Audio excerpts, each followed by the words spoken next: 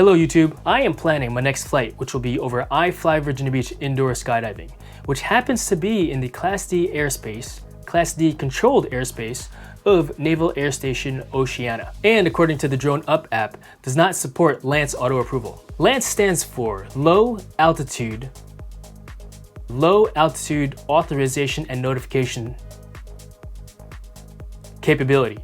A collaboration between the FAA and industry. It directly supports UAS integration into the airspace. This can be found on the FAA's website. Basically, LAANC attempts to integrate drones into the airspace that both drones will be flying in as well as aircraft with passengers in it. This is effectively a safety measure for coordination. So if I cannot get LAANC auto approval through services like Before You Fly app or Drone Up app, I need to submit a request for airspace authorization manually. Recognize that all requests for airspace authorization may not get approved. In fact, once approved, I could still get shut down in the event of a TFR that pops up where I was called by air traffic control to let me know that a TFR existed and that I cannot fly over a weekend because of the air show. So let's jump right into getting an airspace authorization. First thing we'll do is go to the FAA dronezone.faa.gov website. Log in, your drone should be registered as well. Click on Launch Drone Owners and Pilots Dashboard, then scroll down to Part 107 Waivers and Airspace Authorization. I will be creating this airspace authorization under Part 107 because I will be flying and taking video footage for commercial purposes for I Fly Virginia Beach indoor skydiving. So first thing I'll do is click on Create Part 107 Waiver Authorization. Then I'll click on Airspace Authorization, Start Application. The operation title will be I Fly Virginia Beach. Responsible party is me. Next, start date. It typically takes several days to have approved. November 7th. It could take longer to get approval through October 6th. Because I work there, I'll be flying there regularly. I'm going to request all types of timeframes daily. Will I fly there daily? A lot of it's weather dependent. Location, proposed location of operations. So I'm going to request a 1 mile radius. Proposed maximum flight altitude above ground level. We'll give myself 200 feet. Let's go ahead and look at the air map to see what. So airmap.com is another application that I like to use.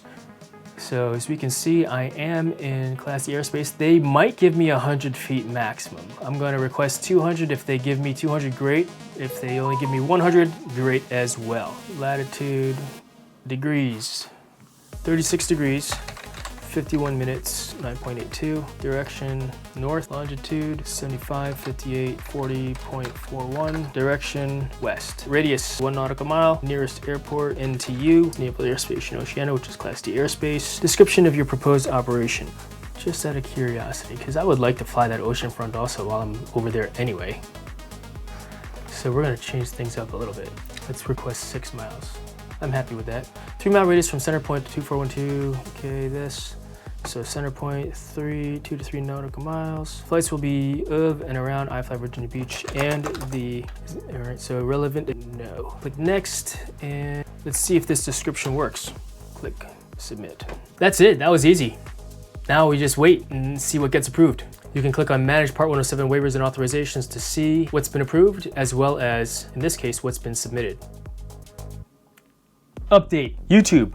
I submitted my request for airspace authorization on Monday, and it's Thursday, 4 days later. It was actually reviewed and a decision made on it by Tuesday the next day. However, that decision was unfavorable. My request for airspace authorization at I Fly Virginia Beach was denied. And I learned this through, of course, the FAA dronezone.faa.gov website. And in the Part 107 Waivers and Airspace Authorization section, I've got 2 airspace authorizations. One was approved, one was denied. When I click on Manage Part 107 Waivers and Authorizations, it lists my airspace authorizations. What's interesting is that the last time I did one, this was approved with changes, and I had thought that they would simply do that for this as well, which is why I requested a lot. In fact, when we look at the air map, I requested 200 feet when in this area, it's only saying 100 feet could possibly be awarded. In fact, 1 grid coordinate diagonally away, it's 0 feet. So I simply asked for way too much, thinking that they would make changes for me, but easier for them to just deny it, which is fine. When I click on this though, the attachment, the denial document, up pops this, which gives me exactly what the reason for denial is. Number 1, the requested location radius conflicts with manned aircraft operations. Looking back at that air map, clearly I requested way too high in altitude and also in an area that doesn't even allow flight ops. That's reason number 1. Reason number 2 is basically it's a special security instructions airspace.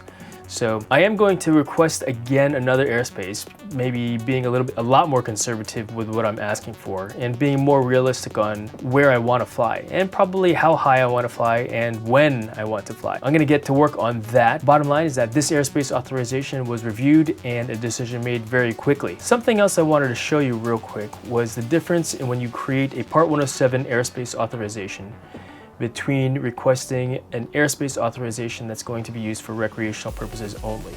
And so to illustrate what that looks like, I'm going to do a side-by-side with a recreational account. Clearly operation parameters are the same, start date are the same, time frame, frequency, both look all the same pretty much for the most part, except this section here where it says relevant existing waivers and fixed site. This exists here for recreational flyers as a fixed location, particularly if you're going to be flying there on a regular basis. Like this could be your backyard or a park that you frequent that you know you're going to be flying in on a regular basis.